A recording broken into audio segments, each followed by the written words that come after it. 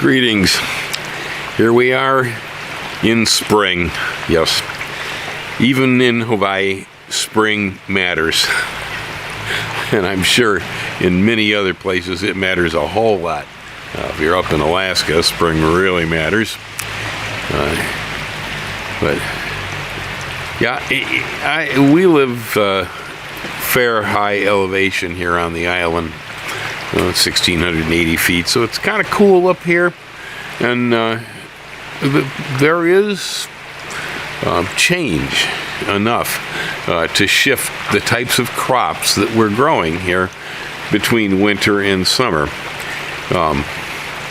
Most crops that we're used to in a vegetable garden will grow year-round in this environment, but they don't all do that well.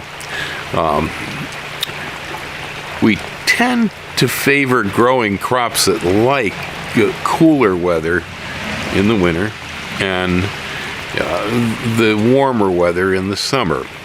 Now, where I lived in California, in the Bay Area, this was a hard, fast rule. Okay, the corn was grown in the middle of summer, and the peas were grown, in the fall and the winter, and so on. The things were very much separated. California's Bay Area climate is outstanding when it comes to growing crops. It's an amazing place, but some of the diversity we have there is created by the fact that the weather really does take just enough of a major shift one way or the other that we have to completely shift the kind of crops that we're raising depending on what month it is. In Hawaii, it's not as important, but you begin to figure it out pretty quick. Like tomatoes, for instance, in the cool, wet weather here in the winter, are very susceptible to diseases, and at least here in Mountain View, it isn't really worth it for me. This will be the first year that I've run across a tomato that looks like it might go all winter here. We'll find out. I did plant the seeds in winter, and they've been doing fine. That's the purple zebra, Park's purple zebra. I have no idea what that quality of that tomato is, why it can persist here when many others just wipe out. There's blights, there's blackening of leaves and diseases that happen here like literally overnight. You get one really good rainfall, wake up the next morning and the tomatoes are trashed. It's that fast. Well, it hasn't happened with purple zebra, so I'm very excited. I can thank Greg McAllister for dropping that seed for me. It wouldn't have been my pick. I'd have probably been looking at tomatoes bred for Hawaiian conditions or something, tomatoes with intense disease resistance. I have a few from Johnny's this year that I chose just for that reason. A little bit larger fruit size than the cherries that seem to do okay here. But Skylark and Mountain Merit, the two I picked up out of Johnny's, that they had a heavy disease-resistant package. And so far, they're doing okay. Kevin and I put out a row of tomatoes yesterday, so it's definitely spring. I have 3 kinds of tomatoes that we planted yesterday. Yeah, and so for a lot of you, if you're, zone 6 and north, it's still maybe just a little bit early to go out. It depends on the weather this year and your location as far as microclimates and such. But I remember when I lived in zone 3, which is pretty cold. That's the same as most of southern Canada. It was about 50-50 there. Yeah, it's about 50-50 that April 1st. I used to call it my April Fool's Garden. That if I went out on April 1st, and if there was enough soil on the south side of my dairy barn that was thawed out, snow was gone, and there was no ice left in it, even if there was still snow out in the shade in places and that, on April 1st, if it looked that way, I would go out and I would take seeds for things like radishes, spinach, lettuce seeds, onion sets, that type of stuff, real cold, hardy plants, and I'd sow the seed. Like I said, it's about 50-50. That about half the time, the garden was still all under snow. There was no gardening going on April 1st in Zone 3, but about the other half of the time we could get out. And I remember one time when I was pretty new at this, and I had put out an April Fool's Garden, and within a week or so afterwards, we got a heck of a snowstorm. Heavy, wet snow, just completely covered all my plantings, and well, I was kind of green, and I didn't I didn't realize that this was actually a good thing. No, I thought it was a tragedy. Oh well, the April Fool lost it, But well, I went to work. I was working for an implement dealer, a farmer who sold tractors and hay bines and stuff like that. And I said, gee, that's too bad, Hump, that I planted all that stuff, but now it's snowing on it. Well, old Hump Campbell, he said, oh no, man, that's the best thing that can happen to you is to have the snow fall on your oats in April. Really? Yeah, the farmers in the area would try to do the same thing. If they could go out in early April and they could sow their oats, which are a cold-tolerant cereal. Okay. If they could sow their oats because the soil was open in April, to have a snowstorm fall on top of the oat is a blessing, because when there's storms, especially when there's lightning, but when there's any kind of storm, there's electrical discharge that occurs in the atmosphere, and that makes gases. The energy from the electricity makes things come together and go apart. Okay, it's a catalyst thing. So nitrous oxide is formed from the electrical discharge in the atmosphere. And if it's raining, the nitrous oxide, which is heavier than most of the air, will settle downward towards the soil. And the nitrogen that's in it will stimulate the green plant growth. But if it's snowing, the nitrous oxide is literally trapped in bubbles inside the snow, and then it's glued right to the plants as the snow sticks all around them. Well, the snow itself is an insulator. We think of it as being cold stuff, but if you live way up north, you use the snow to help keep things warm, because water is actually a pretty good thermal mass. It holds a lot of heat. And so if you pile snow on top of the ground underneath will never achieve freezing.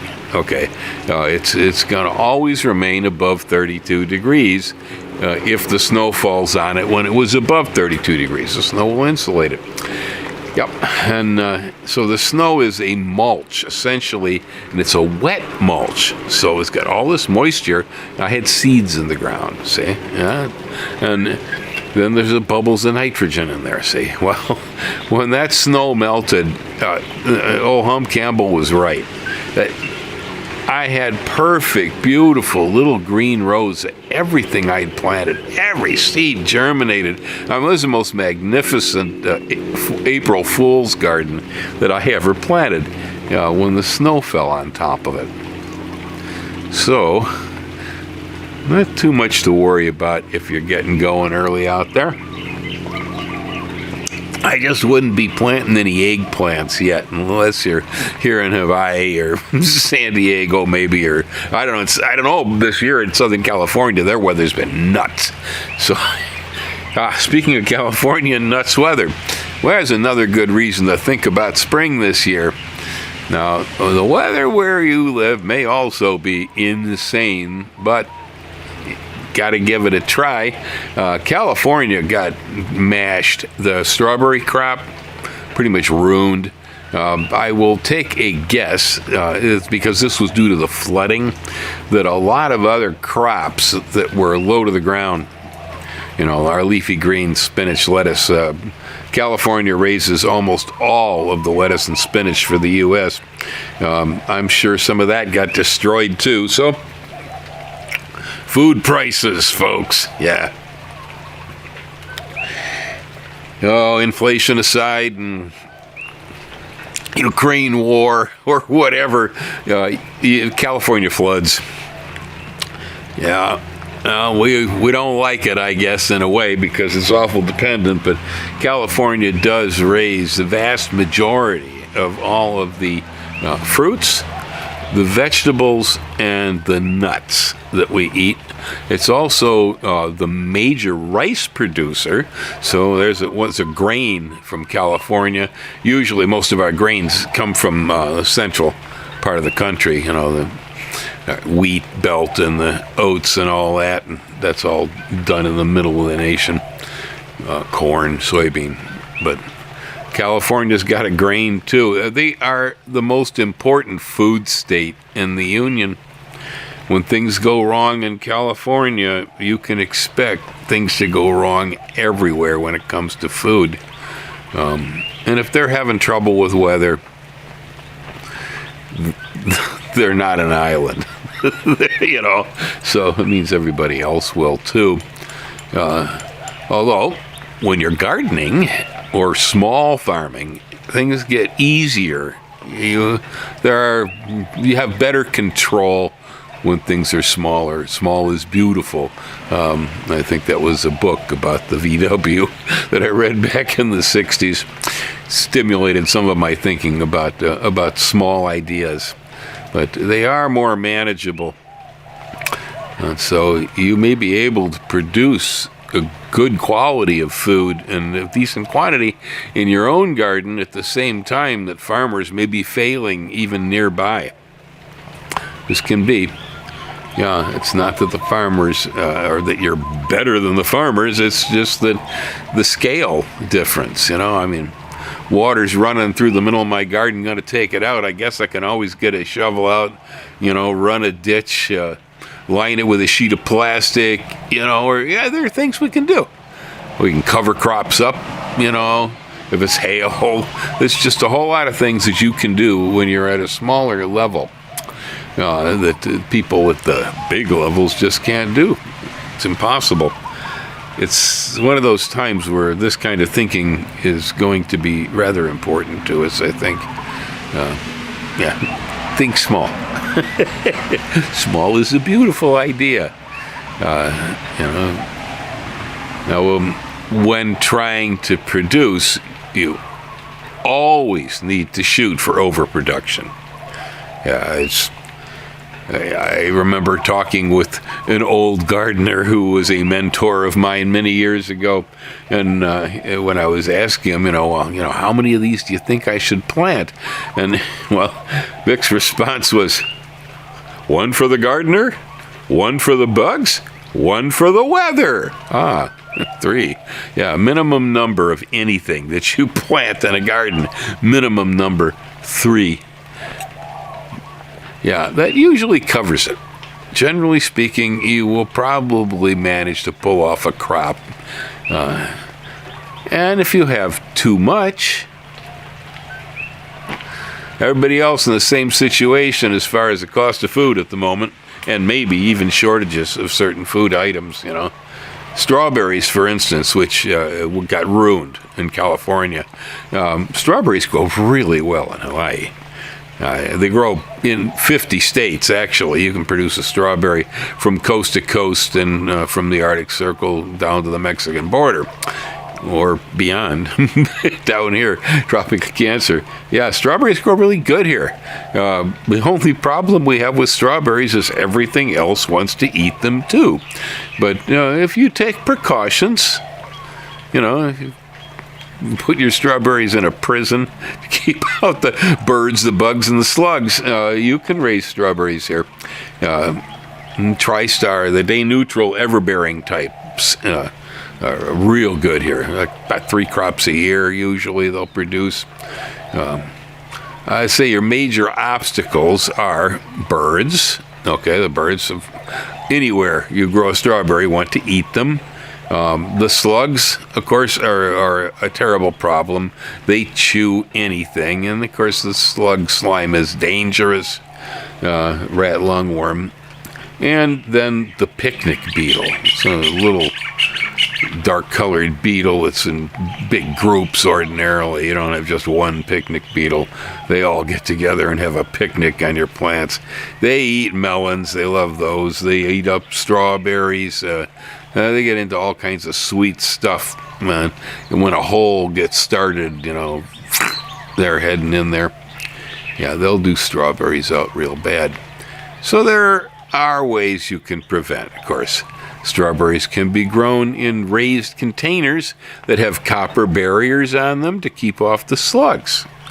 The same materials that will keep off the birds will also work to keep off the picnic beetles. You can use a floating row cover with strawberries. Anyway, the world's not going to end if the strawberry crop in California is wasted and if none of the rest of us have strawberries for the next 12 months. But they are a superfood. They're very delicious, and they're really not that hard to grow. Yeah, so it's spring. Now, winter was a time where most of us would plan. Yeah, we go through the catalogs, we look at the stuff, we try to decide, what seed do we have from last year, what seed do we want to acquire, and so on. So you should have your plans already pretty much in order by now, and it's time to begin to implement them. This depends where you are.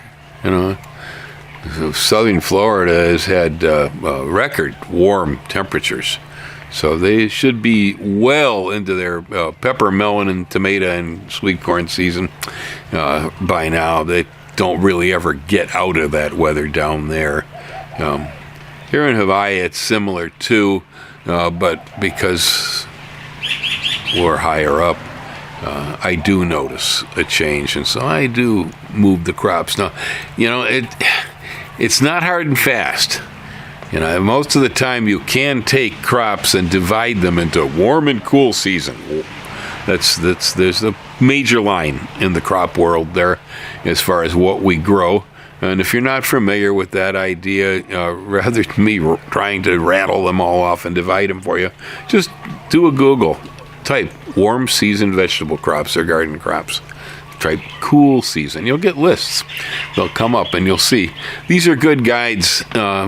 Generally speaking, the ones in the cool season list put up with cooler, damper weather, and the ones on the warm season list tend to put up with nice heat waves and things like this.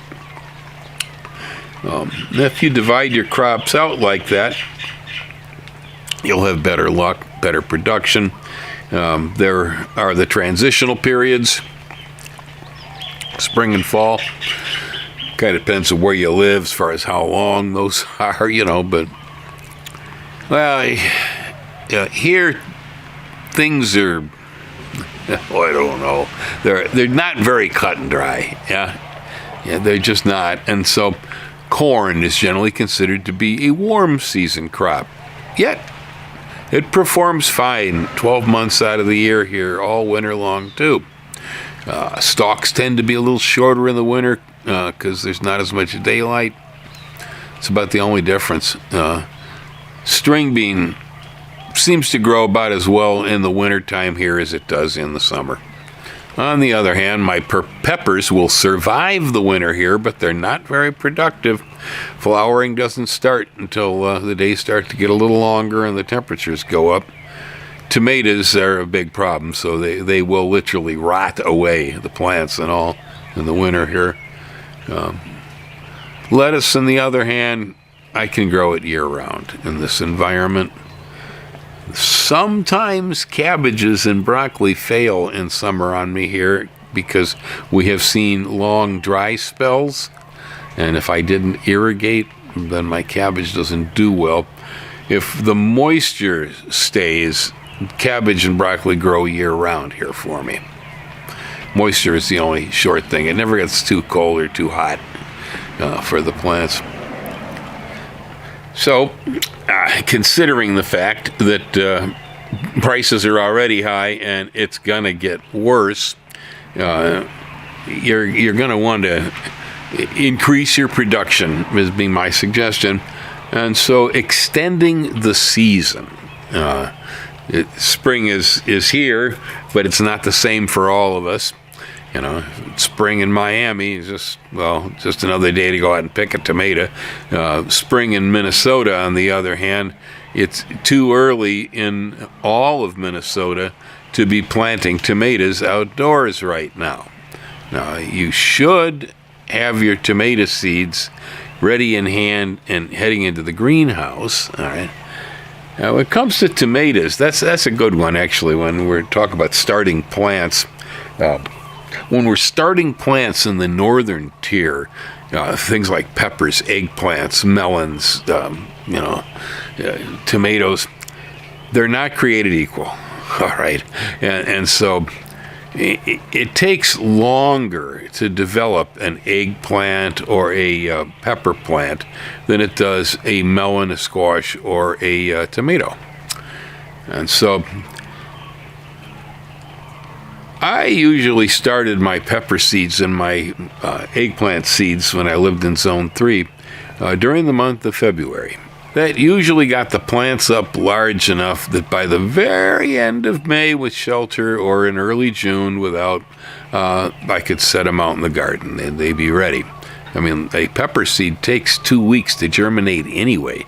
And so if you plant it, on a full moon in the middle of February, it's not even going to be up until March. So, got to figure your germination period too.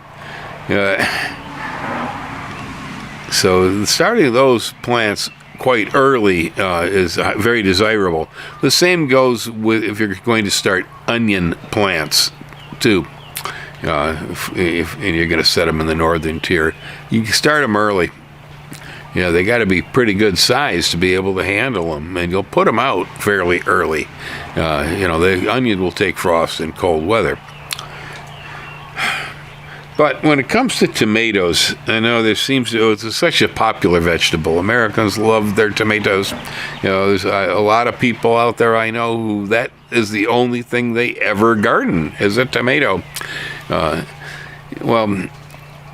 People have this idea that they want to get the tomato plants up as big as possible.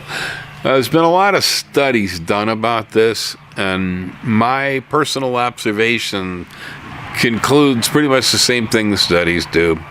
The perfect tomato transplant is only 4 to 6 weeks old from germination at the time you put it into the field. So let's say when I lived in northern Wisconsin, my tomato plants would go into the garden, say around 1st of June.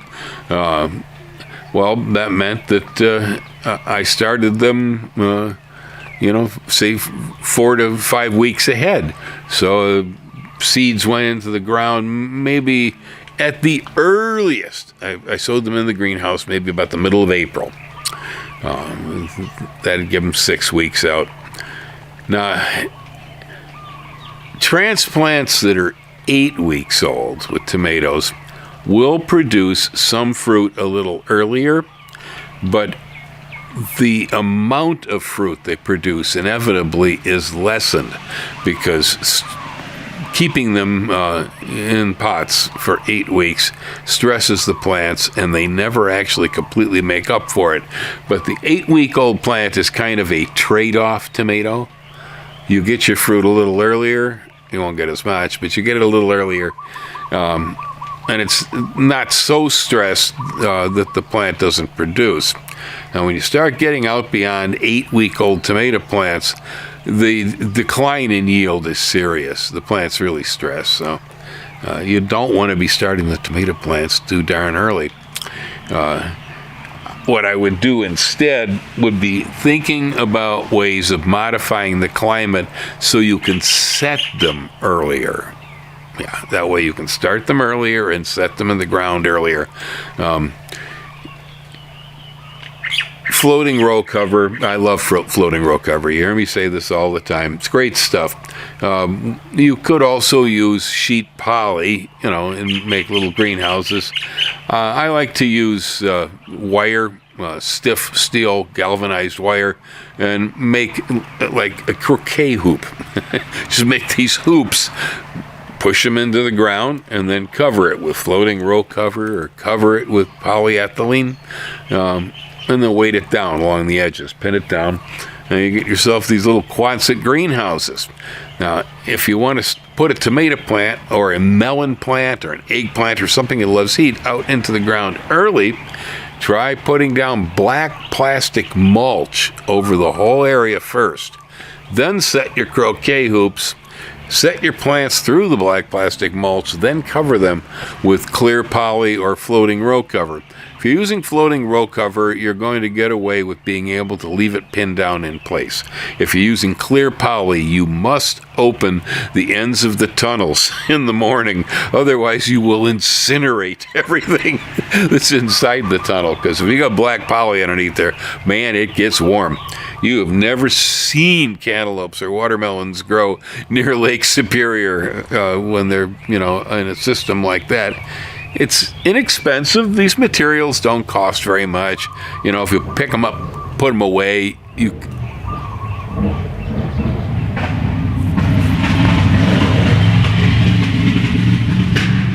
Whoa, I don't know if he's going to make it home.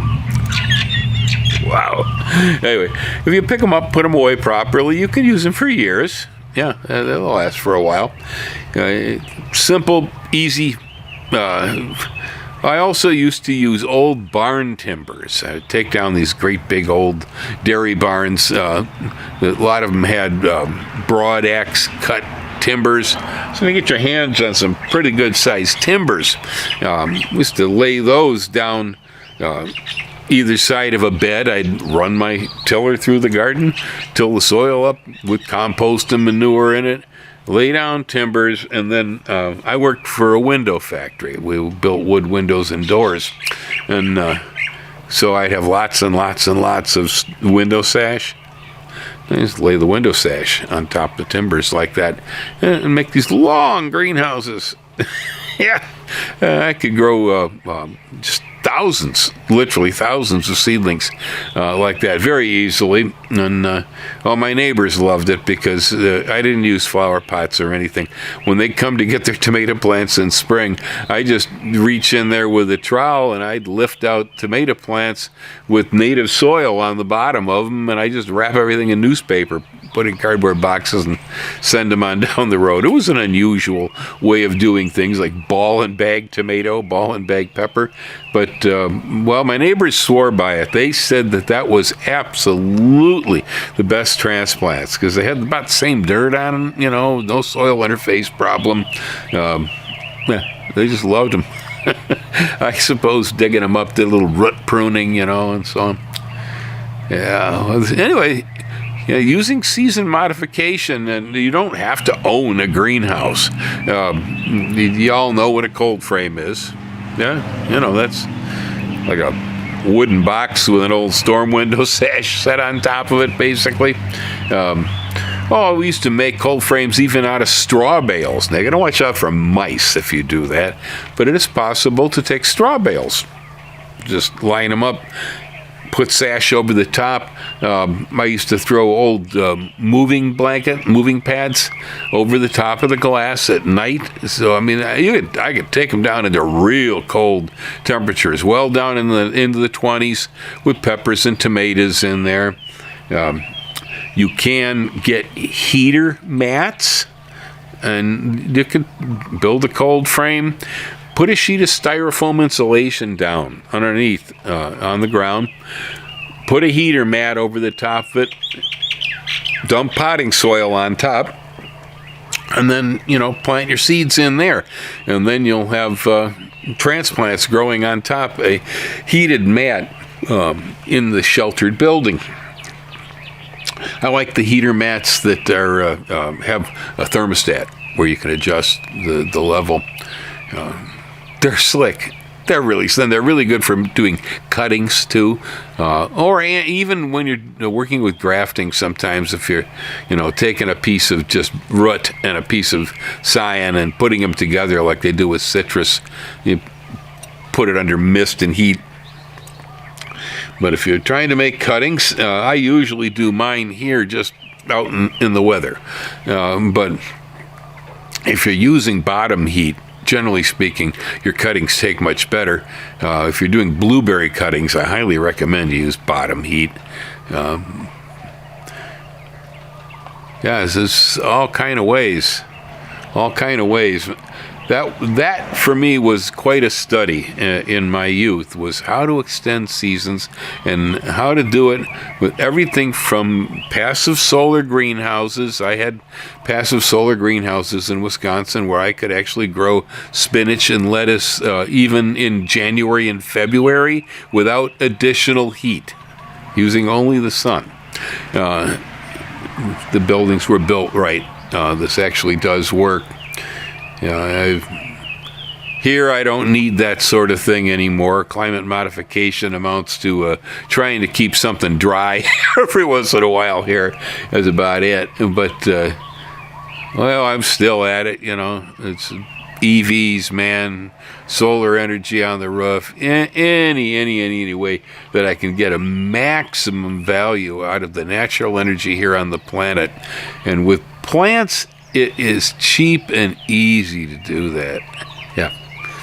Roll of polyethylene, roll of floating row cover, little bit of wire, few old boards, straw bales. You're limited only by your own creativity when it comes to creating spaces. So you do not need to have a greenhouse to grow your own tomato plants or your own pepper plants, even if you live in Maine or Minnesota or someplace like that.